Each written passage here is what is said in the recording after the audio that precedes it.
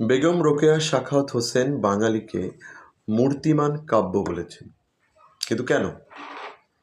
বাঙালি স্বভাবত সচরাচর বাঙালির বৈশিষ্ট্যে আমরা যে বিষয়টা দেখতে পাই সেটা হলো অলস।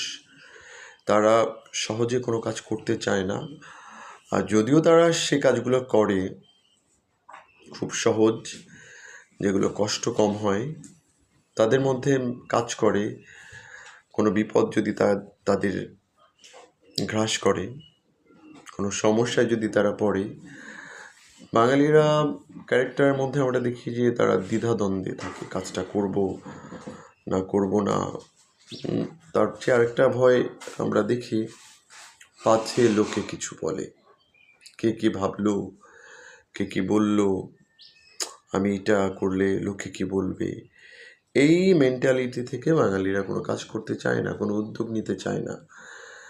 তারা মনে করে মানুষ আমাকে কি না কি বলে, তার চেয়ে আমি বসে থাকি, কোনো কাজ করব না, এটাই আমার জন্য সবচেয়ে ভালো। এবং তারা কি করে, কর্মবিমুখ থাকে, তারা অলসভাবে জীবনযাপন করে। এবং বাঙালি নারীদের ক্ষেত্রেও আমরা দেখি যে তারা রূপচর্চাকে বেশি প্রাধান্য দেয়। এবং আমরা দেখি যে তারা পরনিন্দা, একজনের অগোচরে আরেকজন যে পরনিন্দা করে, এই বিষয়টা কিন্তু বেগম রোকেয়া সাখাওয়াত হোসেন তার নিরীহ বাঙালি প্রবন্ধে লিখেছেন।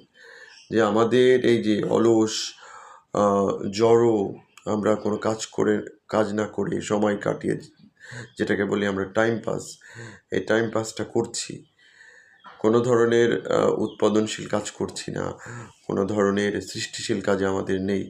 আমাদের কাছে মনে হয় যে কাজ করার চেয়ে যদি আমরা কোনো পদবিটা আমাদের কাছে অনেক সময় ইম্পর্টেন্ট মনে হয়।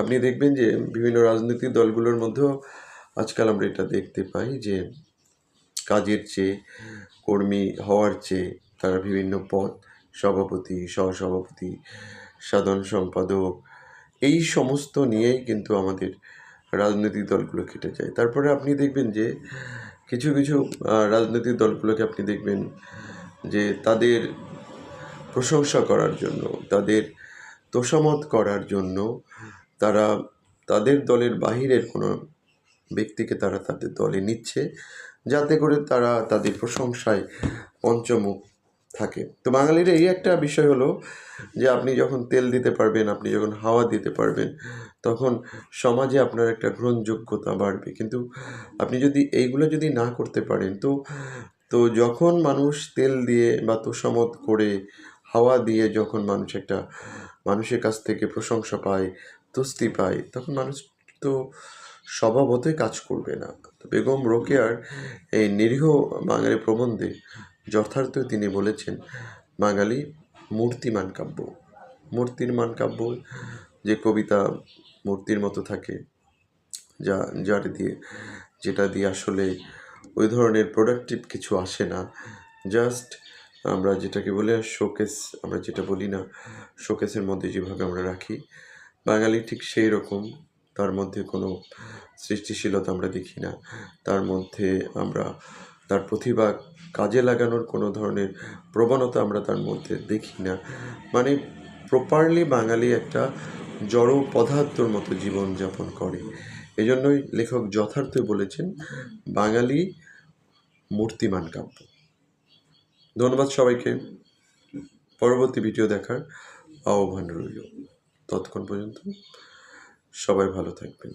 আল্লাহ হাফেজ।